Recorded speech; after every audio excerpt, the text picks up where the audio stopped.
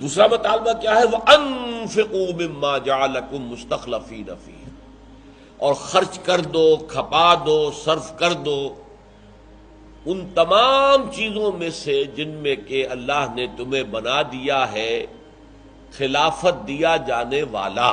یہ میں کیوں ترجمہ اس طرح سے کر رہا ہوں، اس کی وضاحت بعد میں ہوگی۔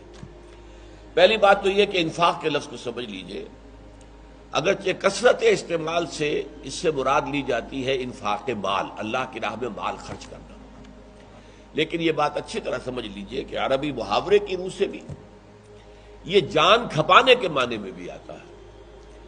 تو جان اور مال کھپا دو، جو جس کو کہ قرآن مجید میں سورہ صف میں کہا گیا ہے کہ جہاد کرو اللہ کی راہ میں جان اور مال سے، یہاں کہا گیا جان اور مال کھپا دو۔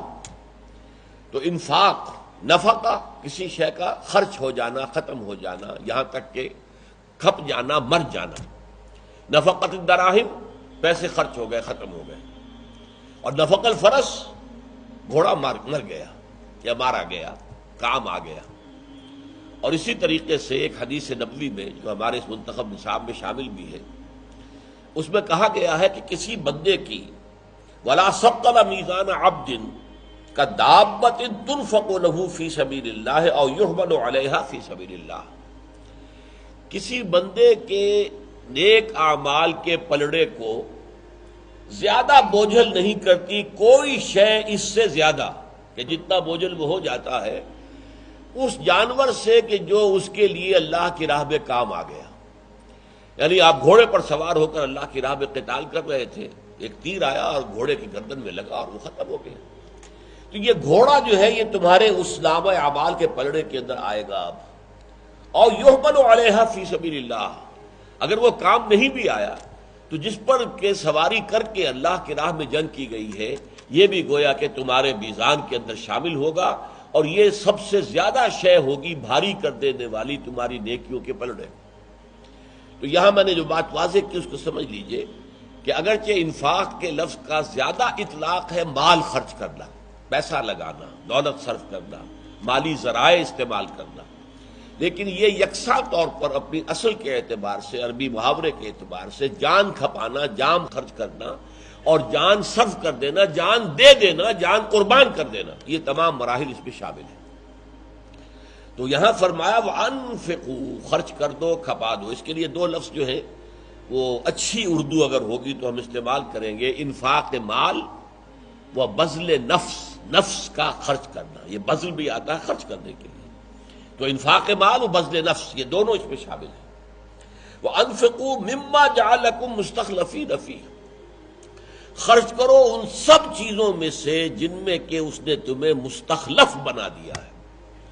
اب دیکھیے، استخلاف کہتے ہیں خلافت حاصل کر لینا، نیابت، خلافت حاصل کر لینا، اور یہ لفظ جو ہے بہت اہم ہے قرآن مجید کے فلسفے کے لیے کہ حضرت آدم کی تخلیق جو ہوئی تھی وہ خلیفت اللہ کی حیثیت سے ہوئی تھی۔ انی جاعل فی الارض خلیفہ، میں زمین میں ایک خلیفہ بنانے والا ہوں۔ تو یہ خلافت کی بات کو اچھی طرح سمجھ لیجئے۔ خلافت کہتے کسے؟ کہ کوئی شے اور ایسی ہے کہ جس کا اصل مالک کوئی اور ہے لیکن وہ آپ کو دے دی گئی ہے امانت کے طور پر۔ سیاسی اعتبار سے اس کا مفہوم کیا ہوگا کہ جیسے فرض کیجئے کہ ہماری جو اصل حکمران تھی ملکہ وکٹوریہ تھی، برطانیہ کی ملکہ، اب اس نے ایک وائسرائے دہلی میں کھڑا کر دیا۔ ان دونوں کے درمیان ریلیشن کیا ہے؟ اصل حاکم ملکہ وکٹوریہ ہے۔ ملکہ وکٹوریہ کی طرف سے یا جو بھی کوئی مرد کوئی بادشاہ ہے تو ہز میجسٹیز گورنمنٹ یا ہر میجسٹیز گورنمنٹ کی طرف سے جو حکم آئے گا وائسرائے کا کام ہے اسے امپلیمنٹ کرنا، نافذ کرنا۔ اس میں وہ کوئی رد و بدل اپنی مرضی سے کرنے کا مجاز نہیں ہے۔ لیکن جہاں اصل حاکم یا حاکمہ اگر اس کا کوئی حکم نہیں ہے تو یہاں پھر وہ اپنا بیسٹ ججمنٹ جو ہے ایکسرسائز کرے کہ سلطنت کے مفاد میں زیادہ صحیح صورت کیا ہوگی، مجھے کیا پالیسی اختیار کرنی چاہیے، یہ اس کا اپنا پھر فیصلہ ہو جائے گا، وہ نافذ ہو جائے گا۔ تو اللہ تعالیٰ کی خلافت کا مفہوم کیا ہے؟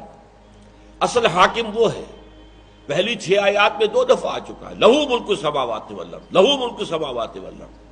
اصل حاکم تو اللہ ہے، لیکن انسان کو اس نے خلافت دی ہے۔ کہ اللہ کا جو حکم آئے اس کے رسول کے ذریعے سے اس کو تو نافذ کرے، اس میں کوئی رد و بدل کرنے کا اختیار 51% کیا 100% کو بھی حاصل نہیں۔ لیکن جہاں اللہ اور اس کے رسول کا کوئی حکم نہیں ہے وہاں اجتہاد کرے، کوشش کرے، جد و جہد کرے، پوری طرح ایگزرٹ کرے، اپنی ساری صلاحیتوں کو بروئے کار لا کر دیکھے کہ دین کا منشا کیا ہے، اللہ اور اس کے رسول کی نگاہوں میں بہتر شے کون سی ہوگی، لیکن اپنے اجتہاد کے مطابق پھر وہ فیصلہ کرنے کے مجاز ہے۔ یہ ہے خلافت۔ اب اس خلافت کے اعتبار سے کہا گیا کہ یہ خلافت بھی تم نے خود حاصل نہیں کی ہے۔ استخلاف جو باب استفعال کا مصدر ہوا اس سے مستخلف ہوتا تو خلافت حاصل کرنے والا، یہ اس میں فاعل ہے۔ یہاں مستخلف آیا ہے، یہ اس میں مفعول ہے جسے خلافت دی گئی۔ اب دیکھیے دو معنی جمع ہو گئے۔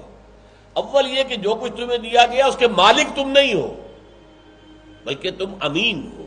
این امانت چند روزہ نزد ماست، در حقیقت مالک ہر شے خداست۔ یہ جو کچھ بھی میرے پاس ہے یہ چند روز کی ایک امانت ہے، باقی مالک تو ہر شے کا اللہ ہے۔ نمبر 2، یہ امانت بھی تم نے حاصل نہیں کی ہے، یہ امانت بھی تمہیں دی گئی ہے، تم پر امپوز کی گئی ہے، تم پر ٹھوسی گئی ہے۔ اللہ تعالیٰ کی حکمت تخلیق کے تحت اس نے یہ خلافت تمہیں عطا کی ہے، تم عطا کیے گئے ہو۔ جعلکم مستخلفین فی، اب جعل پھر مزید تیسرے درجے میں تمہیں بنا دیا ہے مستخلف جن چیزوں کے اندر، ان میں سے لگا دو، کھپا دو، صرف کر دو، خرچ کر دو اللہ کی راہ میں۔ یہاں پہ اللہ کی راہ کے الفاظ نہیں آئے ہیں لیکن یہ آگے چل کر بات واضح ہو جائے گی، کیونکہ ابھی تو یوں سمجھیے کہ انہیں نٹشل ایک آیت میں وہ دو تقاضے بیان کیے جائے، یہ دو عنوانات آ گئے۔ آمنو باللہ و رسولہ، ایمان لاؤ اللہ پر اس کے رسول پر جیسے کہ ایمان کا حق ہے۔